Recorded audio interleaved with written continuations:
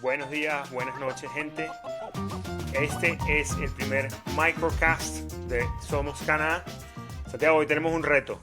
Queremos hacer un episodio en menos de 10 minutos y el tema que escogimos para empezar es el budget federal del 2025. Yo creo que estamos un poco locos y muy ambiciosos, Carlos. Un documento de casi 500 páginas, un tema apasionante y con mucho material. Vamos a tratar de ser breves. Sencillamente hablaremos de los highlights, de nuestras impresiones, de un tema de extrema importancia para el país. Así es, los presupuestos del gobierno federal son de suma importancia porque claramente establecen el presupuesto operativo del gobierno federal, pero además en el caso de un gobierno minoritario son fundamentales porque es el momento en el cual la oposición le da la confianza al gobierno de continuar operando. Estamos en noviembre, 11 meses después de que arrancó el año, el gobierno federal por fin emitió su primer presupuesto. Se supone que estamos en una nueva era, según Mark Carney y el Partido Liberal. Los tiempos de Trudeau quedaron atrás y estamos en una nueva época donde vienen cosas diferentes. Ahora, ¿eso es en verdad lo que pasó?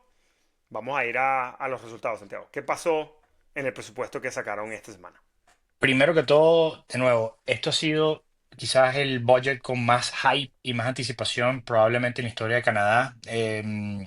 Sin duda, desde que yo llegué a Canadá nunca había estado tan pendiente de ver cuál van a ser los números y la visión país para los próximos 4 años.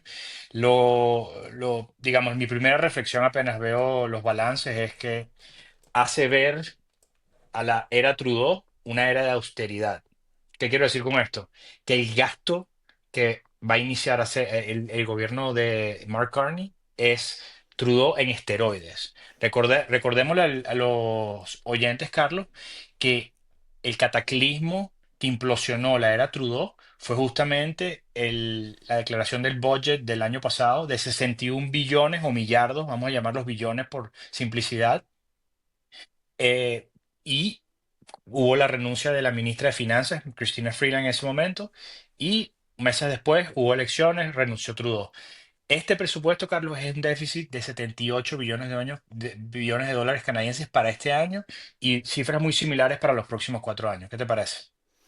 Sí, yo recuerdo cuando en la época de Trudeau, cuando él se incorpora, él habla de que había que gastar y vamos a endeudarnos y vamos a gastar y gastar y gastar. Y entonces, en ese momento, en la era de Trudeau, los peores déficits llegaban a los 60 billones, 50 billones. Durante el COVID duplicó todo ese número. Mark Carney, que llegó diciendo que era el banquero a venir a recortar y a manejar el fisco de manera apropiada, está, está presentando un presupuesto por encima de los 70 billones de dólares, lo cual es un número que nunca se manejó ni siquiera en los gobiernos de Trudeau. Eh, el gobierno quiere hacer este framing desde dos puntos de vista. Primero, ellos dicen de que, bueno, de que estos son inversiones, que es lo mismo que decía el gobierno de Trudeau desde que arrancó. No, estos son inversiones y por esto va a pagar, etcétera, etcétera. Es gasto al fin y al cabo. No es lo mismo que comprarse una casa, por ejemplo. Segundo, la gran excusa o el gran razonamiento de todo esto es los tariffs. Los tariffs y Trump, los tariffs y Trump, y por ende podemos gastar muchísimo. Lo cual no es verdad tampoco. Sí es verdad que los tariffs están y ha habido un impacto más en el ciclo económico alrededor del mundo, pero de manera directa, el impacto que ha tenido en Canadá ha sido en ciertas regiones, en Ontario, en el este del país, en industrias muy específicas. Pero el impacto como tal, nosotros seguimos teniendo un tratado de libre comercio con los Estados Unidos por encima del 90% de los productos que exporta Canadá. Entonces, eso no es verdad, que en este momento hay que gastar y salir a gastar porque hay un problema fiscal. No.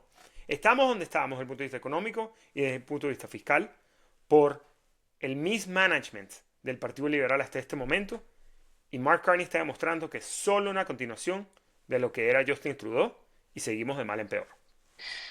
Sí, yo creo que esta ya era la prueba que necesitamos para realmente entender si había un viraje ideológico con este nuevo gobierno y la realidad es que no lo hay. Hay ciertos coqueteos de cosas positivas, hay que rescatarlas. Hay anuncios dentro de este presupuesto de cortes de gasto federal, también van a haber reducción de empleados públicos, va a haber reducción de inmigración para llevar los niveles más sostenibles en el presente y en el futuro.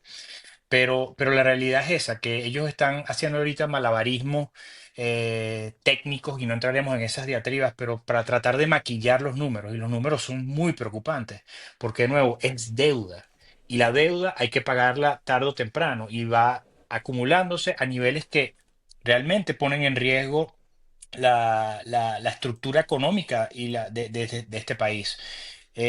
Una de las cosas que a mí me llamó mucho la atención, Carlos, es que realmente lo que necesitábamos para este presupuesto era un cambio profundo en el tema fiscal. De nuevo, para tú recuperar y volver a ser un país productivo, tú necesitas atraer capital. El gobierno puede aportar cierta parte del capital para hacer infraestructura y tal, pero la gran mayoría del capital, Carlos, para rescatar un país viene del sector privado. Ujú. Y si tú no eres capaz de hacer tu país económicamente atractivo desde el punto de vista fiscal, no vas a poder competir con los otros países, sobre todo con los Estados Unidos, que sí lo está haciendo. A pesar de que te guste Trump, no te guste Trump, la realidad está en que el cambio fiscal y regulatorio que está haciendo los Estados Unidos es profundo y va a incentivar a mucho capital ser invertido en ese país. En este presupuesto, Carlos, quedó completamente evidenciado de que para allá, por ahí no están los tiros de Mark Carney. Es sencillamente tener un gobierno grande, seguir teniendo overreach en la economía y gastar y gastar y gastar para crear un crecimiento artificial, en mi opinión, que eventualmente no hará los frutos que se estiman y el Producto Interno Bruto no crecerá al ritmo que anticipan los gobernantes. Así es, Santiago. Y agrego, estoy compartiendo ahorita pantalla porque quería mostrar este gráfico que es la deuda acumulada de el gobierno federal de Canadá a través de los años y claramente con los distintos colores de los distintos partidos políticos. Pero más importante aún, qué significa todo esto? Porque sí, bueno, muchas veces uno oye la deuda y el déficit y bueno, a mí, ¿cómo me impacta a mí personalmente? En dos grandes puntos, pienso yo. Primero, la acumulación de la deuda hace que a raíz que tengas más deuda, más se tiene que pagar en intereses anualmente. En este momento, lo que se paga en pago de intereses nada más desde el gobierno federal es igual a lo que le transfiere el gobierno federal a las provincias para gastar en el sector salud. Es decir, lo que se gasta en salud es el mismo monto que lo que se está gastando en intereses. La deuda tiene un impacto real sobre tu vida. Pudiese haber el doble de hospitales en este momento, por hacer un ejercicio hipotético, si no tuviésemos que pagar esos intereses en este momento. Y es por la acumulación de deuda. Y el segundo punto que yo agregaría es que algo de lo cual se asume siempre es que Canadá siempre va a ser confiable, por ende siempre le van a seguir prestando dinero y por ende va a poder seguir gastando lo que quiera. Pero eso no es verdad si tú tienes políticas que están siendo impulsadas por ideología, donde terminas gastando, gastando y gastando, en vez de aceptar que existen teorías y leyes económicas, las cuales hay que respetar, donde si le quitas el incentivo al sector privado de funcionar, funcionas a punta de gasto nada más y terminas gastando y entras en un círculo vicioso donde recibes menos porque hay menos capital, gastas más porque tienes que ajustarte a ese downturn de la economía y eventualmente los bancos llegan a un punto donde simplemente te empiezan a prestar menos o te exigen unos intereses tan altos donde el país ya no se da abasto. Eso pasó en Grecia hace unos 15 años. ¿Y qué terminaba pasando? Que como el país no se podía endeudar más, venían los recortes obligatorios, donde en ese momento tuvieron que hacer recortes a los hospitales, a los colegios, porque el país se quedó sin dinero. Entonces, esto no es ficticio. Esto eventualmente lleva a un problemón más grande que le estamos dando a nuestros hijos. Entonces es una irresponsabilidad que sigamos votando por los mismos gobernantes que tienen la misma ideología y que son el mismo grupo de ministros que están sentados llevando el presupuesto del Partido Liberal. Suficiente. De nuevo, tú puedes gastarte toda la plata que quieras y justificarla para hacer proyectos de infraestructura, proyectos de inversión para el país. Pero al final, vuelvo al punto original, Carlos. La mayoría del capital que hace que tu país vuelva a crecer económicamente, que se vuelva productivo, proviene del sector privado.